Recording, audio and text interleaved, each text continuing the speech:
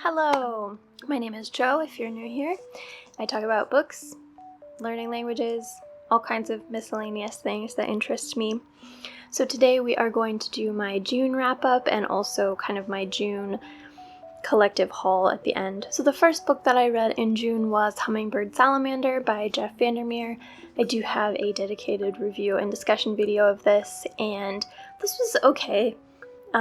It was a little bit disappointing to me just because Jeff Vandermeer is one of my favorite authors, so I'm always hoping, obviously, to be completely blown away by anything that he writes, and this one was just, it was fine. You can obviously watch that video if you want to find out more. The next book that I read was A Good and Happy Child by Justin Evans. This one was actually recommended to me by my sister. So you are following a character named George, I believe. Yeah, George.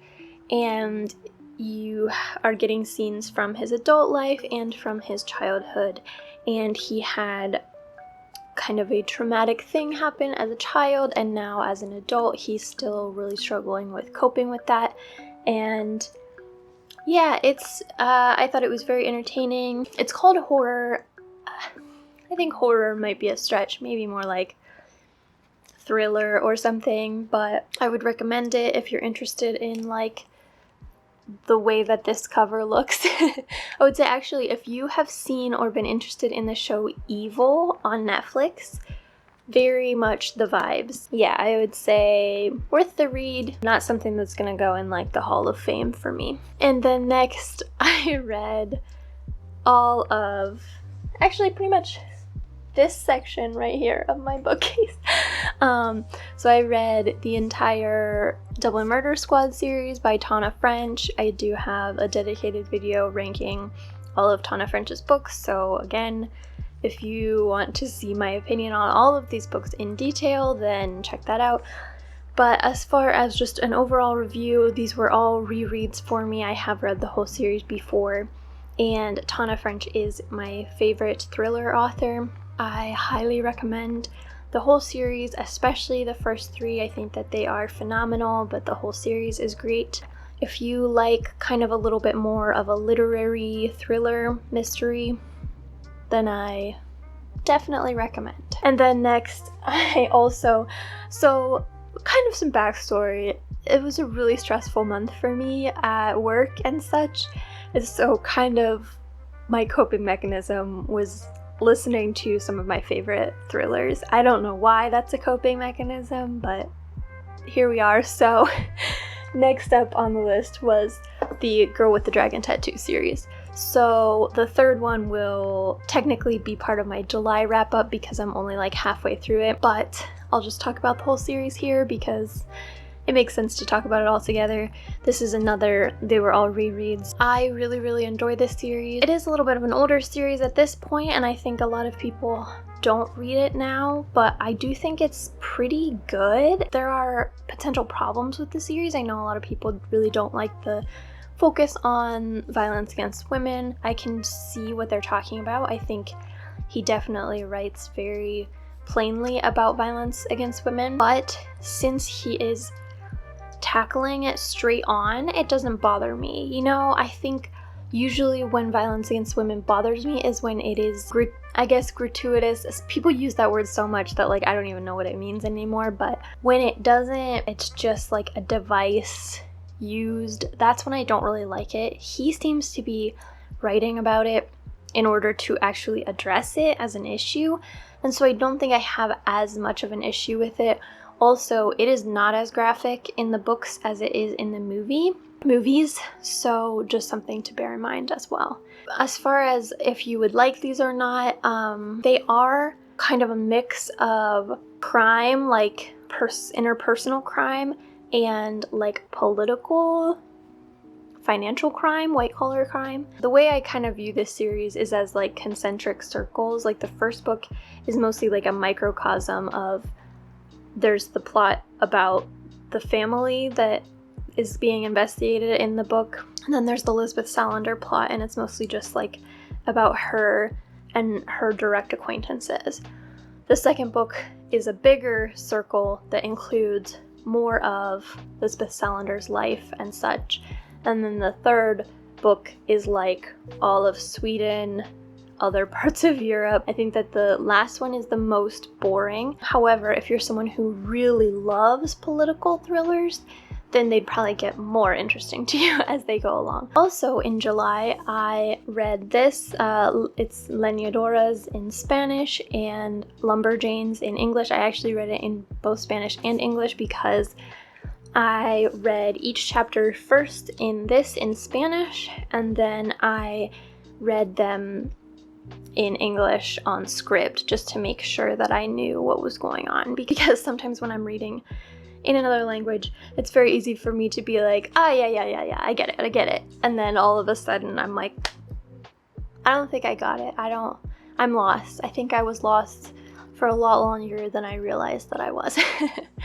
So anyway, this is a comic by Noelle Stevenson and a bunch of other people. This is the bind up of the first eight comics. They are at a camp called Lumberjanes Camp, but they have this the pledge of the Lumberjanes, and it seems kind of like an old school organization that this lady has just taken over and turned it into something totally different. So there's a line on here that it's been scratched out, and it says here was a phrase about God or something. I just thought it was so funny. If you like comics or graphic novels, especially kind of middle grade YA ones, I would definitely recommend this. I don't think that it's something I would have picked up if it weren't for learning Spanish, just because it's not really something I'm attracted to, but I think that it was so cute. They go on all kinds of adventures, and this book is just such high quality. It has the awesome full color pages. The color palette of this was just so varied and so beautiful. Highly recommend this. I'm sure if I make a video on what I'm using to learn Spanish soon, I will talk about it more. And that was actually all that I read this month. I mean, I read a lot of books, but most of them were rereads of a series, so it kind of just all went together. Alright, so getting into the haul, I went to Half Price Books today and sold some books, and so I also bought some books. I did get some books for my niece and my friend's kid because they both have birthdays coming up, so I did have a real purpose to be there, but then also, I just picked up some books. These are my unread books, by the way. And then these are ones that I am planning to take on vacation in a couple weeks, and then some of these that I bought I also want to take. So I will include clips here of the books that I bought. Some of them are right here. Earlier this month, because I went on a little mini escape to Cleveland, which is a couple hours away from me, so I went to see the lake and stopped at a bookstore there as well, so I'll include that here. Ohio City was the neighborhood that I was in Cleveland. Anyway, I wanted to show the books that I got at this bookstore.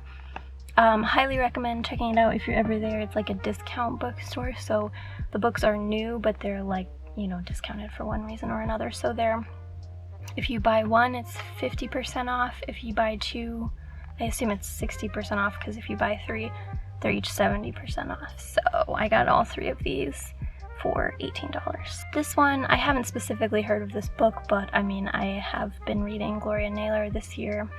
I've read one Gloria Naylor this year, and I want to read all of her works. So Linden Hill, I just pretty much saw Gloria Naylor and I grabbed it. The next book is America Is Not the Heart. I've definitely seen this one talked about, but it sounds amazing. It's about, I believe, a Filipina immigrant, maybe? And then this one I truly had not heard of before, The Cat in the City by Nick Bradley.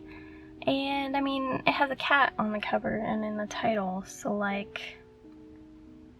that was it. That was the reason. And then today, so I got Kitchen by Yoshimoto Banana, and this is, I believe, a very popular Japanese translated work, and I think I have seen it around before, but I also just have this thing about tiny slim little books.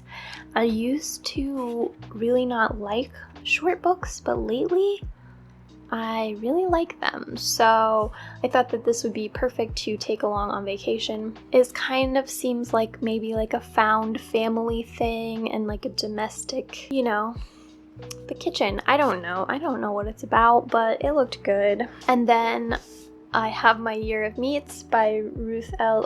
Ozeki, and I have not read any of her work, but I'm fascinated by it. I also own All Over Creation, which I haven't read yet, and this is the one that I first wanted to read. In fact, one time I put it on my Instagram in a Pick My Library haul, and I had it either this or The Vegetarian by Hong Kong, and that one got picked, which I knew was gonna happen, but I actually kind of wanted to read this one, and so I'm excited to finally read this. I believe it is about a woman in Japan who gets a job producing a TV show or a documentary about that is like sponsored by the meat industry, and so she's supposed to be, you know, they're supposed to be promoting all these types of meat, and she keeps finding things out that are like